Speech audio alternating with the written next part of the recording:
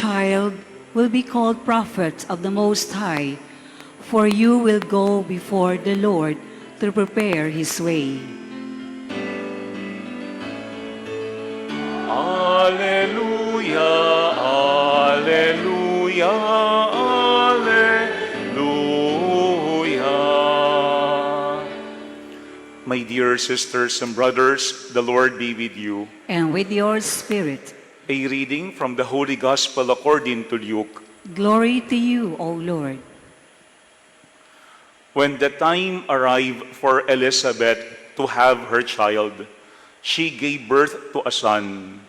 Her neighbors and relatives heard that the Lord had shown his great mercy toward her, and they rejoiced with her. When they came on the 8th day to circumcise the child, they were going to call him Zechariah after his father. But his mother said in reply, "No, he will be called John." But they answered her, "There is no one among your relatives who has this name." So they made signs asking his father what he wished him to be called. He asked for a tablet and wrote, "John is his name." And all were amazed. Immediately his mouth was opened, his tongue freed, and he spoke, blessing God. Then fear came upon all their neighbors, and all their matters were discussed throughout the hill country of Judea. All who heard these things took them to heart, saying, "What then will this child be? For surely the hand of the Lord was with him."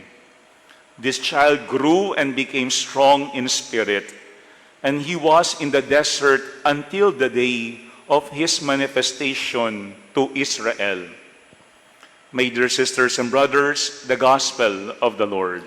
Praise to you, Lord Jesus Christ. Please be seated for a while. Again, my dear friends, good evening. Evening, Father. Today, as we celebrate the solemnity of the birth of St. John the Baptizer, we have a very beautiful responsorial psalm. If you notice, a while ago, we've said, "I praise you, for I am wonderfully made." I praise you, for I am wonderfully made. I think when we look at our society nowadays, usually the focus is on the second part. I am wonderfully made.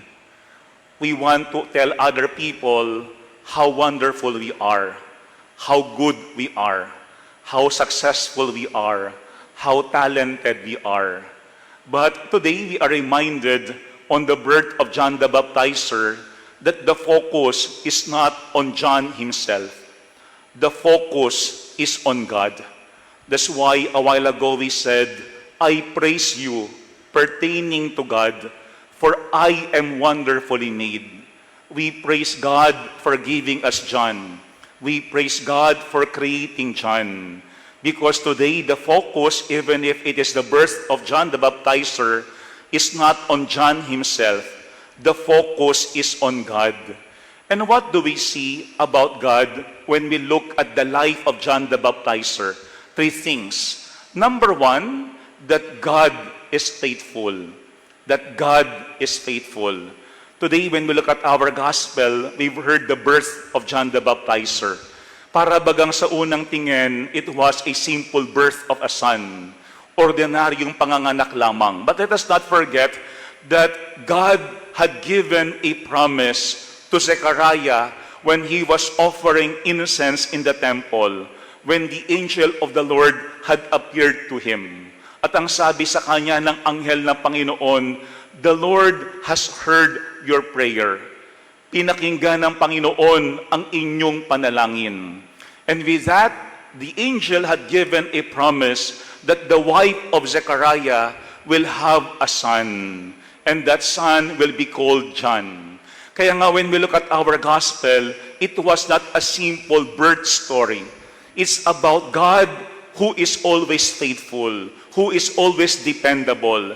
That is why when we look at our celebration today, we are reminded that God is trustworthy. Kapag mayroong binitawang pangako ang Panginoon sa atin, tutuparin yun lagi ng Panginoon. Pero magandang detail today in our gospel from St. Luke, wherein it says, when the time arrived for Elizabeth to have her child. Yung po yung opening line, when the time arrived. No? Kasi para sa mga evangelists, ang pinakamahalaga is yung time not based on what we want or not based on what we expect or had planned. When we talk of timing, dapat yan is connected sa plan ng Panginoon. I think sometimes diyan tayo nakakaroon ng problem. Kapag tayo ay very impatient, kapag may mga bagay na minsan pinipilit natin kahit hindi pa tamang panahon, kaya doon tayo nakakaroon ng problems. For example, in our relationships, even in our careers, even in our plans. Kapag ito ay hindi plano at hindi panahon ayon sa Panginoon, ito ay hindi makakaroon ng katuparan. And when we look at our gospel, all the neighbors and relatives of John and Elizabeth and Zechariah had said in our gospel, the Lord had shown His great mercy toward her. That is what they had observed, that the Lord had shown His great mercy toward her. Kaya nga yung faithfulness of God is not based on us. Not because we are faithful, not because we are obedient to God, even if we know that the parents of John are righteous in the eyes of God. Kahit sila ay wala pang anak, sila ay tapat sa Diyos, sila ay sumusunod sa mga utos ng Panginoon. Pero when we look at God's faithfulness, it is not dependent on us. It always depends on God's mercy towards us. Ang basihan ng awa o ang basihan ng katapatan ng Panginoon sa kanyang mga pangako ay yung kanyang awa, yung habag sa atin. That's why even if we know deep in our hearts that we had been unfaithful to God, still God is faithful to His promises to us. Siguro yan ang unang ating tingnan. Kailan ba sa ating buhay nag-manifest yung faithfulness of God? Kailan ba sa ating buhay talagang ating hinawakan, pinagkatiwalaan ang binitawang pangako ng Panginoon? I remember before meron akong kinasal na aking kakilala. Pero after blessing yung kanilang bahay, after they got married, I received a phone call after 5 years. And asking me if I can do the baptism of their child. Umuo naman ako, kasi ako yung nagkasal sa kanila, at ako nag-bless ng kanilang bahay. Pero when I met them, talagang tuwang-tuwa sila. Ang sabi niya, Father, we've been waiting for this. We've been praying for a child. Talagang hindi pa maibigay ng Panginoon dati itong biyaya ng bata. Pero after 5 years, the Lord answered our prayer. And we are always grateful to God. Alam nyo, ramdam na ramdam ko dun sa mag-asawang ito, yung kanilang joy. But at the same time, yung kanilang gratitude for what they receive from God. Siguro magandang ating tingnan niyaan. Kasi iba, yung tayo lamang ang nagpumilit na makuha natin ang isang bagay. At iba din, kapag ito'y talagang ibinigay ng Panginoon sa atin. The more we appreciate it, the more we become grateful to God, and the more we will value these blessings in our lives. Kaya nga sa ating gospel, we've seen that this couple received not only a child, but they receive a son, and not only a son, because that son is John the Baptizer, the one who will prepare for the coming of Jesus. Kaya nga kapag ang Panginoon ay nangako, hindi nila tinutupad yung kanyang pangako. Kapag ito'y kanyang tinupad, ibinibigay niya kung ano ang pinakamabuti, pinakamaganda para sa atin. Number 1, God is faithful. Yan ang pinapakita sa buhay ni John. Second, when we look at the life of John, we see that God is gracious. We know that that is the meaning of the name John. Pero look at how it manifested in today's gospel. That these people were having conflict on what name they would give to that child. Kasi ang kanilang plano was to name the child after Zechariah, his father. Kasi yan ang Jewish custom. Dapat junior. And for sure, they've waited for a child. At kapag dumating yan, definitely gugustuhin ng mga magulang, ando doon yung kanilang name. Pero look at what happened in our gospel. Not only the mother, Elizabeth, had said that John will be the name of their child. But when Zechariah had asked for a tablet, that is what he wrote, he will be called John. Meaning, God is gracious. Yan ang pangalawang paalaala sa atin. During times that we are confused and we need guidance, that is when the grace of God is being given to us. Doon binibigay sa atin yung tulong, yung grasya ng ating Panginoon. Kapag tayo mismo nahihirapan, kapag tayo mismo naguguluhan, kapag tayo mismo we do not know what to do, doon talaga dumadating yung grace of God.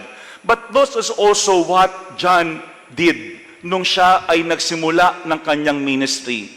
He became a reminder of God's graciousness because he preached repentance to many. Kaya nga ang sabi ng gospel kagabi in our vigil, itong si John, itong batang ito, will turn many hearts back to God. Why? Because John preached about repentance. And when we talk of repentance, it is an invitation for us to see that God is really gracious. That's why wala tayong pagdadalawang isip na bumabalik sa Panginoon. Wala tayong pagdadalawang isip na nagbabago ng ating buhay. Wala tayong pagdadalawang isip na humihingi ng tawad sa Diyos. Why? Kasi alam natin that God is gracious to us. Kaya nga ito yung pangalawang ating tignan. Paano ba sa ating buhay, minanifest natin to other people that indeed God is gracious to all. Not only to few, but to all. Kasi si John, yun ang kanyang hindi lang pinangaral. Yun ang kanyang isinabuhay. That's why many people converted. Many people returned to God. Kasi pinakita ni John the Baptizer how gracious God is. Not only in His preaching, but in the way He lives. Sana tayo din, yung ating uri ng pamumuhay would attract other people to return to God. Would bring people closer to God. Kasi baka may mga pakakataon, yung way na natin to preach God to other people is very strict, na maaaring very judgmental, to the point na sila ay hindi na-attract to return to God and to change their lives. Si John, pinakita niya mismo in his life that indeed God is gracious. Yan ang pangalawang ating tignan. Kapag tayo ay naguguluhan, nahihirapan, that is when God will give us the grace. Because salvation itself is really a grace, a gift coming from God. Pero yung pangatlong point, when we look at today's celebration about God and in the birth of John the Baptizer, is that God is powerful. No, that God is powerful. Ito yung last part of our gospel. Ang sabi dito is, all who heard these things took them to heart, saying, what then will this child be? For surely the hand of the Lord was with him. Naramdaman talaga nila that there is something special in this child. Kaya ang sabi nila, surely the hand of the Lord was with him. Ito yung powerful God, no? Because when we look at God's power, ano ang pinapakita doon? God is powerful to help us. Para tayo to provide for all our needs. Kaya nga, the moment that Zechariah opened his mouth, ano ang sabi ng ating gospel today? He spoke blessing God. No? Yun ang agad lumabas sa bibig ng tatay ni Juan. Blessing God. Hindi it's not about himself. It's about God. Blessing God. Praising God. Thanking God. Why? Because Zechariah knows that God is so powerful that He can do anything. Kaya niyang gawin ang lahat. At kaya niyang bigyan ng anak, pati ang matanda at baog na katulad nila. Puro yan ang paalaala rin sa atin. God is powerful that He can provide for us. Ano man yung ating hinihingi, kayang ibigay, kayang gawin ng Panginoon. But God is also powerful to use us. Kasi ang sabi nga sa ating ebanghelyo, what then will this child be? Kasi the life of John is not simply about the plan of his parents for him. It's not also about the plan of John for himself. Kung hindi yung life ni John is about being disposed to the hand of God, to the plan of God being manifested in his life. That's why God was able to use John to prepare the way for the coming of the Lord. Kasi baka may mga pakakataon, yung ating buhay is simply about us, about our plan, about our legacy, about our name. Pero when we look at John, it's not about him. God was able to use John because John remained open, because John remained humble. Alam natin, no, that even John himself has said, I must decrease so that he would increase. Kung si John ay nagmataas, kung si John ay nagmayabang, hindi siya kayang gamitin ng Panginoon. Hindi naging harang si John kay Jesus para makita ng mga tao sino ba talaga ang Messiah. That's why when we look at God's power, we are reminded He can also use us. Siguro ano man yung ating katayuan ngayon sa buhay, let us also remember that God can use our situation right now so that like John, we could also proclaim Jesus to others by the way we live. Pero pangatlo at panghuli regarding God's power is that God is powerful to be with us. Kaya nga yung last part ng ating gospel, ang sabi doon, the child grew and became strong in spirit, and he was in the desert until the day of his manifestation to Israel. That God is always with John from conception until his ministry. Hindi dinulubayan ng Panginoon si John. Palaging nandoon para tumulong ang Panginoon sa kanya. Kung magandang paalaala yan sa atin, that God is very powerful to be with us always, no matter what we are experiencing in life, to restore us, to help us, to sustain us. Kaya ngayong araw na ito, though we celebrate the birth of John the Baptizer, we are reminded that the focus is not on John, but the focus is on God. Madalas kapag birthday natin, tayo ang bida. Pero tandaan natin, kahit birthday natin, kung wala ang Diyos, wala rin tayo. That's why let us not forget what we've said a while ago in our response. I praise you, for I am wonderfully made. Sana lahat tayo, ano man yung ating mga achievements sa ating buhay, let us always praise God like what John did. Because God is faithful, because God is gracious, and because God is powerful. It's not always about us. It's always about God. Amen.